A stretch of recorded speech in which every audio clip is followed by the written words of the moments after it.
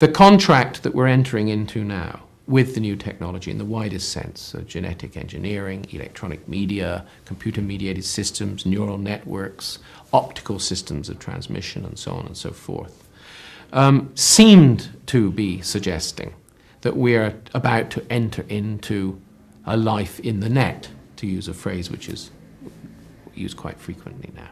And of course, in the immediate future, that's exactly what we're talking about. We are exercising new kinds of muscles.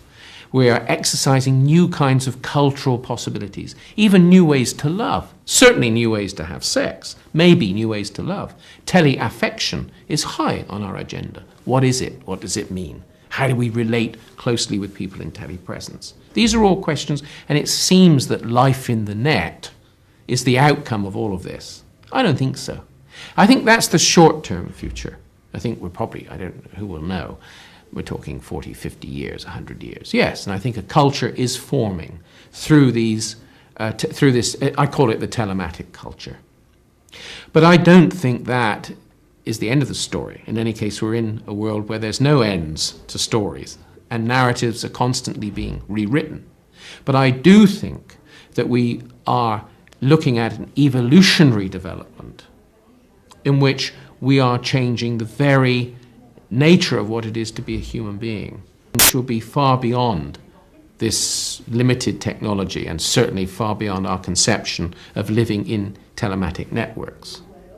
I mean, whether or not we will actually evolve the kinds of biological apparatus and instruments of consciousness within our so-called selves that are promised in very ancient cultures. In other words, the development of new senses, the development of new biological forms that come from the human, I don't know.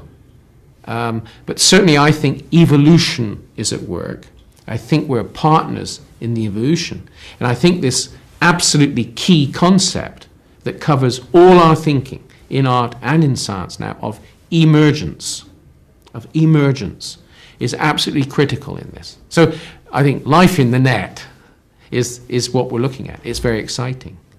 It's calling up lots of invention and creativity.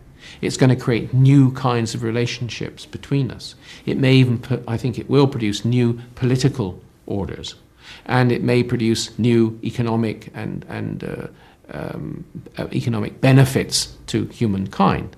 That all is possible, just as the downside is possible, of course, equally. But I don't think it's the end of the story. I don't think it's where we're all heading. I don't know where we're heading. I don't think there's a teleology that says that we're going to go there and everything leads to that. I don't mean that at all.